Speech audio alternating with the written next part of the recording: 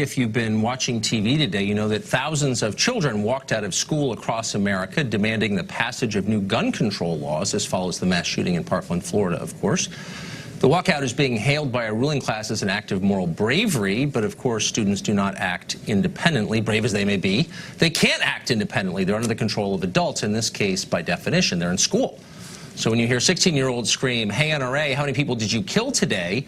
you can guess about whether they know what they're saying or whether they really believe it. Some of them do, but you can be certain adults are behind it.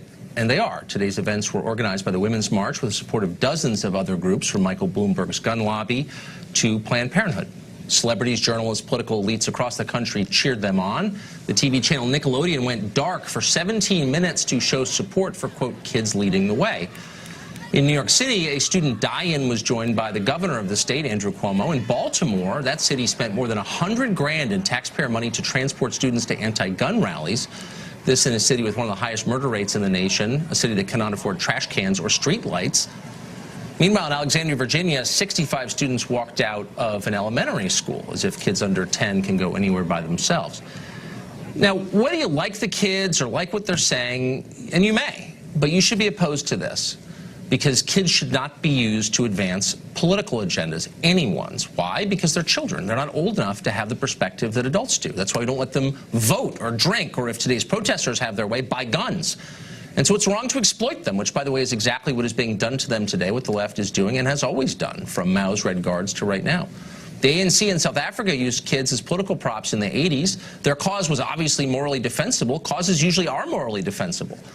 But in the process, an entire generation of kids learned to believe that activism is more important than learning, and a lot of them regret it now. They were exploited, and they're being exploited here. No matter what they chant, remember that the enemy of the adults behind this isn't the NRA.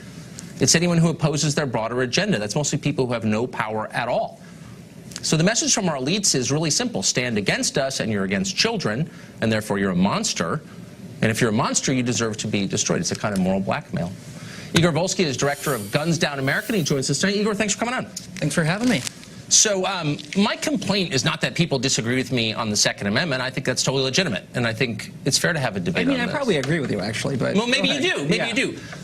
My first problem is the use of children to make a political point. So would you, for example, I know you supported what happened today, have a problem if these kids were being driven by their teachers in buses to an NRA rally? Or if they were rallying against transgender bathrooms, the March for Biology? How would you feel about that? Well, you know what I love to see?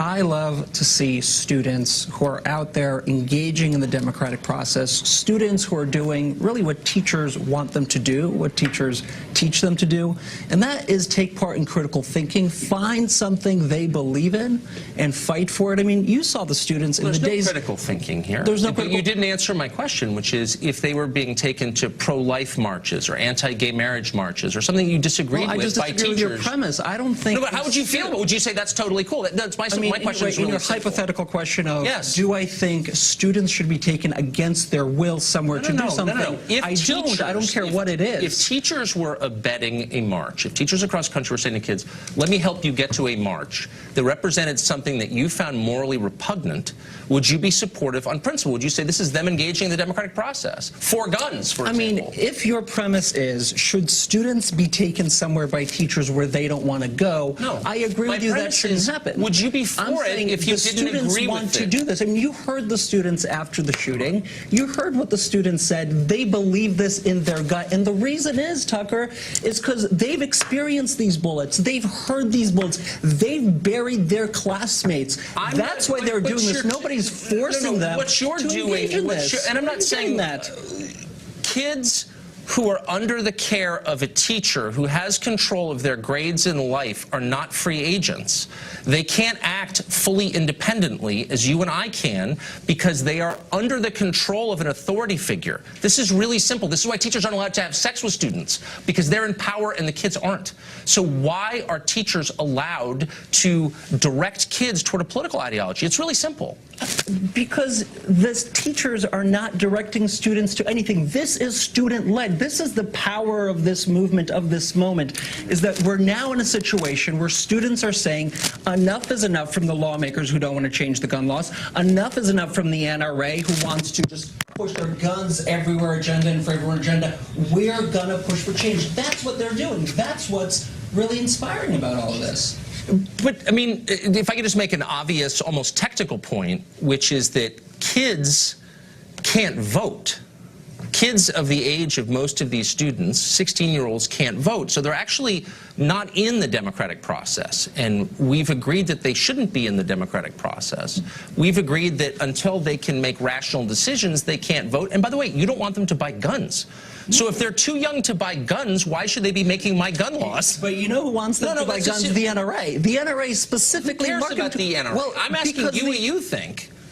And why should people who don't have the right to buy guns have the right to make my gun laws? It's a simple question. I mean, they're not making your gun laws. They're influencing them. Yeah, and as citizens in this country, they're allowed to influence the democracy. They're children. They're not of 18. They're Americans, but they don't have the full rights of citizenship because they're not adults. They can't drink alcohol. A lot of them can't drive cars. You don't want them to buy guns, and they can't vote. I mean, is there a difference between an adult and a child? I mean, of course. Okay, then why don't you acknowledge that then? Well, of course there's a difference. My point is they've been placed in this situation where their lives are in danger in American schools. And the reason is because of decisions, A, that lawmakers made, and B, because of the agenda of the NRA that wants to put even more guns into their classrooms. And I think it's okay for them, and I think it's, in fact, noble for them to say, I get it, because you like it, but if they were going out, if one of their teachers, some scary alt-right person, was taking him to a Milo rally, you would freak out, as you know. And you know it. Just admit it. And let's just be honest with each other. Look, if there were 50,000 kids going to a Milo Yiannopoulos rally right now, taken by their teachers from Fort Worth, you would say this is the end of America. Students aren't doing this going to Milo rallies because that's not what they believe. Oh, they believe what you believe. And all the hold up, Tucker. They believe what progressive adults believe. Tucker, you had students bury their friends. I agree. You had students lose friends, and that happens all across the country. The theatrics pull back. No, it's I'm not aware theatrics, of it. It is. Tucker. I don't understand why you're dismissing. I'm not in any way dismissing by saying the adults told them to do this. What you're doing is engaging in the classic moral blackmail techniques of the left, which is rather than make a rational case, you point to children and say, if you oppose what I believe, you're against them. No, here's my rational case. So let me ask you a rational question. You have sent a number of tweets out recently saying the cops are racist. They kill a disproportionately high number of African Americans. Yes, you have. Look, I'm not attacking you for that. I don't tweet about that. Racism plus police brutality plus guns equals Alton Sterling, Philando Castile, etc. Are you? I'm not attacking you. I'm not. I'm asking you. It's a predicate to a question, which is this: Go ahead. If you believe that the police have a problem with racist violence, why do you want the police to be the only people to have guns? It's a simple question. Well, I don't want the police to be the only people to have guns. I want to move us to a country where we have fewer guns and where we don't have assault weapons that can kill large numbers of people. Would the cops have police? No, that doesn't mean we need. No, hold on, wait. The cops that you've described as racist, would they have assault weapons?